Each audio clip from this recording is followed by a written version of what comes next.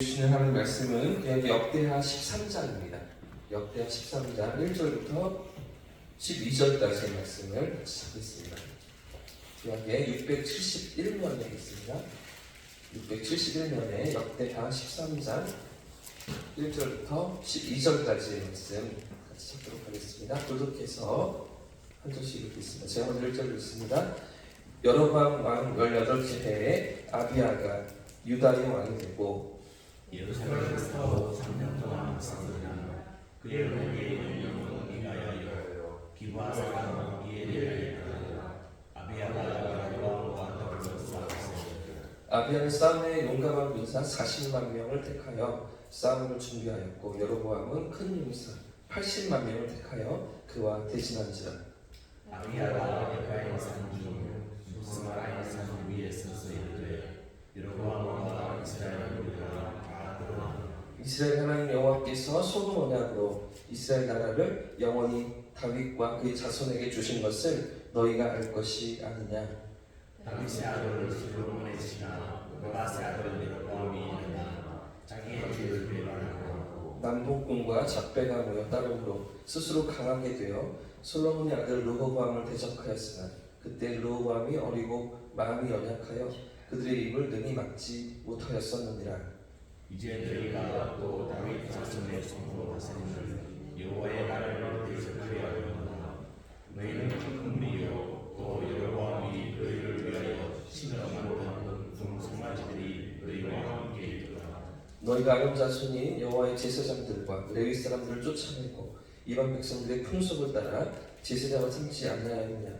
누구를 막론하고 어린 송아지 한 마리와 순양 7마리를 끌고 와서 장립을 받고자 하는 자마다 허무한 신들의 제사장이 될 수 있도다. 우리에게는 여호와께서 우리 하나님이 되시니 우리가 그를 배반하지 아니하였고 여호와를 섬기는 제사장들이 있으니 아론의 자손이요 또 레위 사람들이 주로 매일 아침 저녁으로 여호와 앞에 번제를 드리며 분향하며 또 깨끗한 상에 진설병을 놓고 또 금 등잔대가 있어 그 등에 저녁마다 불을 켜나니 우리는 우리 하나님 여호와의 계명을 지키나 너희는 그를 배반하였느니라. 하나님이 우리와 함께하사 우리의 머리가 되시고 그의 제사장들도 우리와 함께하여 전쟁의 나팔을 불어 너희를 공격하느니라. 이스라엘 자손들아 너희 조상들의 하나님 여호와와 싸우지 말라. 너희가 형통하지 못하리라. 아멘. 네, 할렐루야. 아멘. 할렐루야. 오늘 우리 삶에 필요한 은혜로 하나님 채워주실 줄 믿습니다. 아멘. 이제 역대기의 스토리가 이제 르호보암을 이어서 그 아들로 연결되는 장면이 13장에 등장하고 있는데요. 다윗과 솔로몬과 그리고 르호보암으로 이어졌던 이 남유다 왕국의 계보가 그 아들에게로 계속해서 이어져 가는 모습을 역대기는 주목하고 있습니다. 특세 전에 말씀을 나눴었는데 기억나실지 모르겠습니다. 열왕기의 관점과 역대기의 관점이 다르다고 말씀드렸었죠. 열왕기의 관점은 왜 포로로 끌려갔는가 포커스가 맞춰져 있다면 역대기는 어떻다고요? 포로기에 끌려갔다가 다시 돌아와서는 그렇다면 왜 끌려갔던 우리를 다시 돌아오게 하셨는가? 이런 관점의 차이가 열왕기 성경과 역대기 성경에 조금 차이가 있다라는 거였죠. 그래서 열왕기 성경은 회개하고 돌이킬 것을, 포로로 끌려간 그 자리에서 하나님 앞으로 다시 회개하고 돌이킬 것을 선지자의 관점에서 이렇게 말씀을 전하고 있었다면 역대기는요, 제사장적인 관점에서 돌아오게 하신 하나님 앞에 다시 온전한 예배를 서고 하나님 백성으로 거룩하게 설 것을 가르치는 그런 말씀이다라는 것이 역대기의 관점이었습니다. 그래서 역대기는 열왕기와 다르게 남북 왕국을 다 다루지 않습니다. 열왕기는 남북 왕국과 북왕국을 다 다루고 있지만 역대기는 북왕국은 전혀 신경 쓰지 않습니다. 그래서 남유다 왕국만 계속해서 초점을 맞추면서 그 왕의 계보들만 이어져 가는데 그런 가운데 오늘 아비야라는 임금이 13장에 등장하고 있죠. 르호보암의 아들이었던 아비야가 오늘 남유다 왕국의 왕으로 등극해서 나라를 다스리는 장면이 기록되고 있는 것입니다. 남과 북으로 이렇게 나눠진 그 이스라엘과 남유다 왕국 사이에는 계속해서 전쟁이 있었습니다. 르호보암과 여로보암 사이에 전쟁이 계속해서 있었는데요. 이 전쟁은 르호보암의 아들이었던 아비야가 이 왕이 되고 난 후에도 계속 이어졌습니다. 비록 여로보암이 강력했거든요. 북왕국이 더 지파도 많고 백성도 많고 더 이렇게 강한 군대로 남유다를 몰아쳤지만 그런 가운데서도 남유다 왕국이 또 하나님의 도우심으로 승리를 거두고 또 하나님의 은혜와 그 사랑 가운데 계속해서 왕국이 이어져가는 모습을 우리가 확인하게 됩니다. 인류의 전쟁 역사를 생각해 보아도 돌아보아도 전쟁의 승리는 언제나 그랬던 것 같아요. 군사의 수가 얼마나 되느냐, 무기가 얼마나 더 강력하고 신식이냐, 이런 것들로 인해서 전쟁의 승패가 좌지우지되죠. 하지만 때로는 전혀 승리할 수 없는 약소국이 강대국을 물리치기도 하는데요. 우리나라 역사에도 보시면 이런 경우가 있잖아요. 이순신 장군이 명랑에서 한산 앞바다에서 훨씬 많은 그 일본 군사들을 또 배를 가진 그런 더 많은 군사들을 이기고 연승하는 그런 또 승리도 있던 것이죠. 자, 오늘 본문에도 보시면 군사적으로 훨씬 연약한, 훨씬 약한 남유다가 강력했던 그 북이스라엘을 이기는 장면이 기록되고 있습니다. 결국 이 전쟁의 승패가 무엇에 달려있는가? 이것이 문제인데요. 인간적인 눈으로 볼 때에는 군사의 수, 또 가진 힘, 능력, 권세 이런 것들이 승리를 가져다 주는 것 같지만 그러나 하나님 앞에서는 누가 승리를 거두는 것입니까? 하나님의 편에 서 있는 사람들이 승리하는 것이죠. 하나님께서 승리를 주시는 것입니다. 오늘 본문이 바로 그런 상황인데요. 3절 말씀을 같이 한번 더 읽겠습니다. 3절입니다. 시작. 아비야는 싸움에 용감한 군사 40만 명을 택하여 싸움을 준비하였고 여로보암은 큰 용사 80만 명을 택하여 그와 지금 북이스라엘의 군대가 몇 명이라고 기록하고 있죠? 80만 명입니다. 그런데 남유다 왕국은요, 아비야의 군대는 그 절반밖에 안 되는 40만 명입니다. 그런데도 불구하고 아비야가 전쟁에 담대히 나아갑니다. 전혀 흔들리지 않고요, 두려워하지 않고요, 담대함으로 이 북이스라엘 군사들을 맞서고 있는데 그런 전쟁에 나아가고 있는 것입니다. 어떻게 이런 담대함이 가능할까요?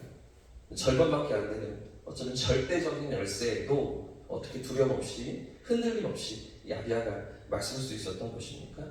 하나님의 함께 하심을 아비야가 확신했기 때문입니다. 하나님께서 그 남유다와 함께 하시고 자신과 함께 하심을 아비야가 확신했기 때문인데요. 전쟁의 승리가 숫자에 있는 것이 아니라 강한 용사이신 하나님의 손에 붙잡혀 있음을 알기 때문에 아비야는 2배나 되는 그 적들 앞에서도 담대히 맞서고 있습니다. 12절 말씀도 같이 읽어보겠습니다. 12절입니다. 시작. 하나님이 우리와 함께 하사 우리의 머리가 되시고 우리의 제사장들도 우리와 함께하여 전쟁의 나팔을 불어 너희를 공격하느니라. 이스라엘 자손들아 너희 조상들의 하나님 여호와와 싸우지마라. 너희가 형통하지 못하리라. 아멘. 이스라엘 자손들아 이렇게 말하죠. 이 이스라엘 자손들하면은 지금 북이스라엘 백성들을 이야기합니다. 지금 80만 명의 그 군사들에게 얘기하고 있는 아비야의 그런 설교이죠. 지금 아비야가 그 침략해 들어오고 있는 북이스라엘 군대를 향해서 이렇게 선포하고 있는 것입니다. 하나님이 우리와 함께 하신다. 하나님이 우리와 함께 하사 우리의 머리가 되신다. 이렇게 선포하고 고백하면서 나아가는 것이죠. 하나님 우리와 함께 하신다. 이 임마누엘의 신앙이 아비야에게 있었던 것입니다. 이런 믿음의 고백이 아비야에게 있었고 이런 믿음으로 나아갈 때 하나님께서 아비야에게 승리를 주시고 남유다가 북이스라엘을 이기게 되는데요. 그런데 사실은 상황이 어떠합니까? 본문에 나타난 이 전쟁의 대치 상황이 어떠합니까? 군사적으로 2배가 넘는 그런 북이스라엘의 군사들이 있고요. 13절도 보시면 제가 읽어드리겠습니다. 여로보암이 유다의 뒤를 둘러 복병하였으므로 그 앞에는 이스라엘 사람들이 있고 그 뒤에는 복병이 있는지라. 전술적으로도 북이스라엘이 더 뛰어난 상황이었습니다. 아비야보다 여로보암이 한 수 위에 있었습니다. 사실은 이 아비야는 그냥 르호보암의 아들 왕자였잖아요. 그러다가 왕이 되었잖아요. 여로보암은 사실은 이 솔로몬의 군대 장관이었습니다. 장수들 가운데 하나였습니다. 그러니까 아주 지략도 뛰어나고 전술도 있고 그리고 사실은 모든 그 열지파의 백성들의 마음을 다 휘어잡을 만큼 지도력도 있는 그런 사람이 여로보암이었거든요. 이 여로보암이 지금 전투를 이끌면서 나왔기 때문에 아비야가 사실 한 수 밑이었던 거죠. 여로보암이 얼마든지 더 전쟁을 승리로 이끌고 또 앞서 나아가는 그런 전투력으로 승리를 거둘 수 있는 조건이었습니다. 지금 북이스라엘 군대는 복병을 두었습니다. 앞에서는 군사들이 맞서는 것 같았지만 사실은 뒤를 둘러서 이 남유다 군사들을 다 둘러싸면서 앞뒤에서 포위하면서 전쟁을 치르고 있는 그런 공격을 해오는 상황인 것이죠. 누가 봐도 전술적으로나 군사력으로나 군사의 수로나 이 남유다의 패배가 분명한 상황인 것입니다. 자, 그런데 이때 남유다 백성들이 하나님께 부르짖습니다. 자, 그런 내용이 14절과 15절에 이어지고요. 하나님께 부르짖자 어떻게 됩니까? 16절과 17절 말씀을 같이 읽겠습니다. 16절 시작. 이스라엘 자손이 유다 앞에서 도망하는 자 하나님이 그들의 손에 넘기셨으므로 아비야와 그의 백성이 크게 무찌르니 이스라엘이 택한 병사들이 죽임을 당하고 엎드러진 자들이 50만여 되었더라. 할렐루야. 하나님께서 이런 승리를 주시는 것이죠. 하나님께서 이런 역전의 승리를 아비야에게 또 남유다 군사들에게 거두게 하셨던 것입니다. 남유다 군사들이 어떻게 승리를 거두었습니까? 이 패색이 짙은 상황에도 하나님께서 승리를 주시고 역전의 은혜를 주셨던 것입니다. 그럼 또 하나 생각해 보십시오. 지금 남유다 군사들이 하나님께 부르짖고 있죠. 지금 13장의 초반부에는 아비야가 하나님을 의지했던 것 같지만 지금 방금 읽으셨던 16절, 17절에 이어지는 말씀을 보시면 그 위태로운 상황 가운데 앞으로 다 둘러싸인 사면초가의 상황 가운데 이 유다의 군사들이 하나님 앞에 부르짖고 하나님의 도우심을 구하는 그런 장면이 기록되고 있죠. 남유다 군사들이 어떻게 하나님의 도우심을 구하며 부르짖을 수 있었던 것일까요? 어떻게 그 위기처한 상황 가운데서 하나님의 도우심을 구할 수 있었던 것입니다. 그 왕이 그래서 아비야가 하나님의 도우심을 바라보고 하나님을 의지하는 모습을 보았기 때문입니다. 사실 이 본문 5절부터 12절까지의 말씀은 모두 이 왕의 설교입니다. 아비야의 설교입니다. 맞서 싸우는 그 이스라엘 군사들 앞에서 5절부터 12절까지 그렇게 담대하게 하나님의 함께하심을 선포하고 하나님의 마음으로 너희들 돌아가라. 이 전쟁을 하나님 기뻐하시지 않는다. 그러면서 외치는 그런 믿음의 모습을 아비야의 모습을 성경이 우리에게 보여주고 있는 것이죠. 80만 명의 군대가 들이닥친 상황입니다. 절반밖에 안 되는 군사를 가지고 맞서면서도 모든 열세와 위기 속에서도 하나님을 바라보는 이 믿음이 아비야에게 있고요. 그리고 이런 믿음이 다른 백성들에게 유다의 군사들에게도 있었던 것이죠. 마지막 10절 말씀을 한번 더 읽겠습니다. 10절입니다. 시작. 우리에게는 여호와께서 우리 하나님이 되시니 우리가 그를 배반하지 아니하여. 여기까지요. 우리에게는 여호와 우리 하나님이 되시니 이것이 아비야의 믿음이었던 것이죠. 오늘 우리에게도 이런 믿음이 있기를 주님의 이름으로 축복합니다. 이런 하나님 앞에서 살아가는 저와 우리 모두의 삶을 축복합니다. 여호와께서 우리 하나님이 되시니 여호와께서 우리 편에 서 계시니 그 믿음으로 고백하며 나아갈 때 이렇게 살아가는 우리의 삶 가운데 하나님의 도우심과 함께 하시는 경험이 되고요. 이렇게 살아가는 우리의 믿음을 지켜보며 그렇죠?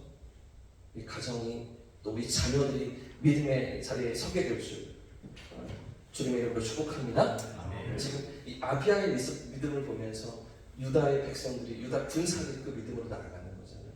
믿음으로 살아가는 우리의 모습을 지켜보며 우리 자녀들이 이런 믿음으로 서게 될 줄 믿습니다.